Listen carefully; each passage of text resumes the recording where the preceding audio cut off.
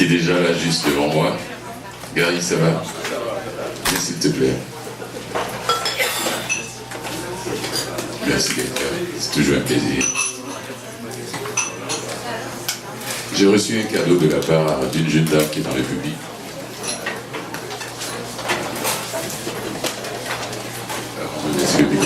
Gary, 3e anniversaire, c'est Louisa Lafable, la perte de l'océan Indien qui m'a fait ce cadeau. Pour le 3e, pas moi personnellement, à Vivement Poésie, Gainsbourg. Est-ce qu'on peut l'applaudir, mesdames et messieurs? Louisa, merci beaucoup.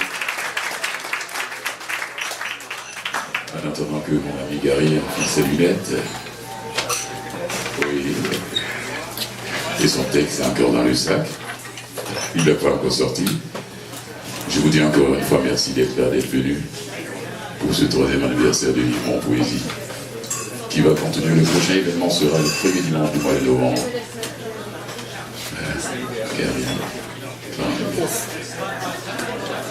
Tu as été voir la pièce de Karim? Très belle pièce. Tu pourras en parler aussi. Hein. Mesdames et messieurs, on accueille chaleureusement Karim.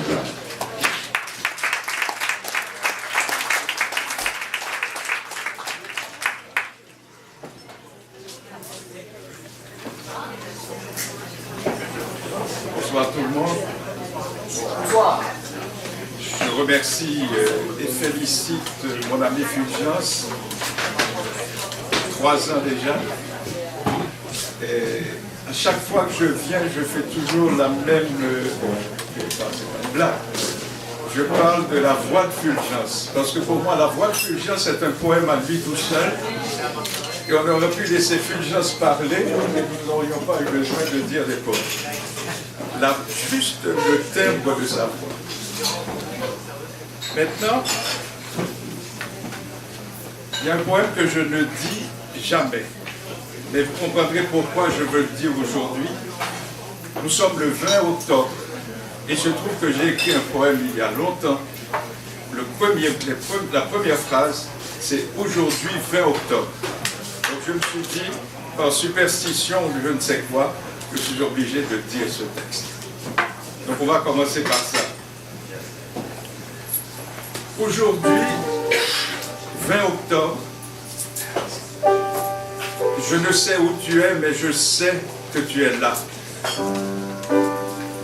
Jadis, tu n'avais pas les mots qu'il fallait pour guider, ni la caresse attendue par l'enfant qui recherche la chaleur de la chair. Ta présence suffisait, calme comme le bloc tombé de toute éternité, sûr de soi et de la vie, connaissant le chemin. Pour moi, qui ne sais pas la route à suivre, ma voix est le chaos, les ténèbres débouchant sur le jour qui s'éteint, la croix portée pour on ne sait quelle faute. Mais les mots viennent et tout prend place, angoisse, fatigue, erreur. Tout tend vers la page. À croire que c'est un long roman arraché à l'angoisse, où toujours se profile l'humour qui sauve, le rire qui dissout la fatigue, sans regret, même si parfois l'on veut baisser les bras, s'asseoir sans rien faire que d'écouter le chant de la cigale, comme lorsqu'on se garait dans les halliers en quête d'oiseaux moqueurs, que nous chassions avec des frondes dont les bandes étaient rouges, le noir était moins résistant. Nous allions insoucieux, comme le sont les enfants et les fous, aucune ombre ni tristesse, visage et cœur des corps de vierge. Aujourd'hui, 20 octobre, je ne sais où tu es, mais je sais que tu es là.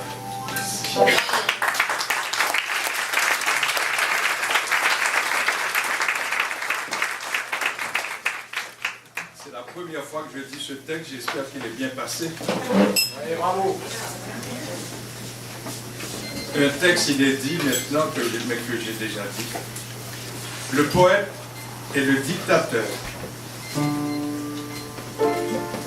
Ossip Mandelstam, lisant Pouchkine à Colima, dans l'archipel des morts, où le maître d'angoisse jeta l'enfant du rêve par peur des maux et de l'azur. Le maître d'angoisse a aussi peur que ceux qui le terrorisent. Le mien sur son île chaude interdisait de même le chant des fleurs. Au Sip Mandelstam, tu habitais la parole vraie des profondeurs, musique des nuages et de la mer, tout comme Anna Akhmatova, rencontrant un fantôme au lieu du grand poète. Mayakovsky partit, ses rêves brûlés au tison de l'absurde. Parti Mayakovsky et les grands songes d'humanité. Le maître de l'angoisse n'aimait ni les poètes ni la musique. Seul comptait le chant des suppliciés, pleurant du sang en guise de larmes. Parti Mayakovsky, Pasternak, Bulgakov et Sénine, mais dans leur âme, pas un seul cheveu blanc. Merci. Bravo.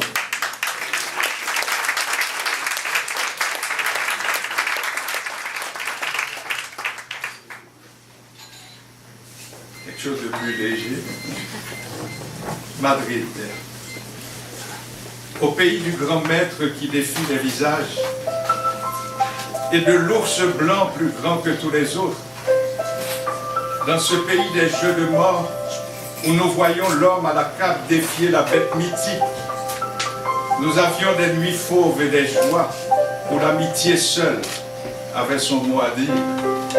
C'était le temps d'avant, celui où la fissure ne perçait pas, cachée par l'enthousiasme d'une jeunesse faite de rires et de poèmes. Nous écoutions alors Garcia Lorca et Machado son La Cinco de la Tarde.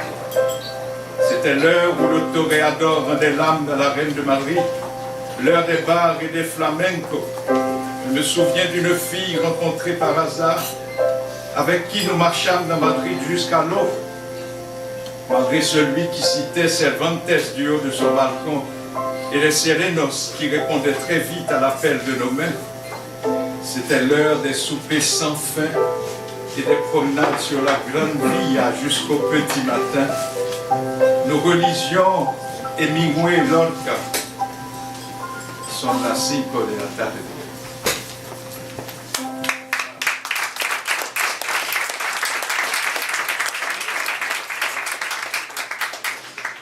Et pour finir, les mots. Les mots sont fatigués, mes frères. Ces grands mots qu'on nous jette à la face, ils ont un goût de vomissure, comme ces sources puantes près de la mer Caraïbe, où enfant je plongeais joyeusement malgré l'odeur de soufre. Les mots sont fatigués, mes frères. Les mots en ont assez, et plus personne n'y croit. Les mots divisent, les mots séparent. Plus on explique, plus ils s'embrouillent. On dirait des feuillets oubliés qu'un vent violent déplace. Les mots font mal. Les mots nous blessent avec leurs arêtes vives. Rarement ils nous consolent. Et si rare est la fluidité que lorsqu'on la rencontre, on dirait un grand rêve qui serait tombé du ciel. Les mots n'expriment rien, les mots sont des farceurs. Tout sourire est une quête de pouvoir. Merci.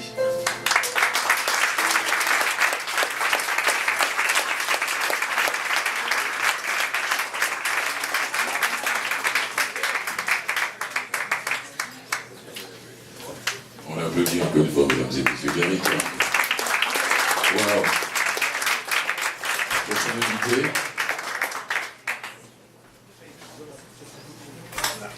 Qu'est-ce qu'il est prêt? J'étais allé le voir derrière là-bas. Ça va?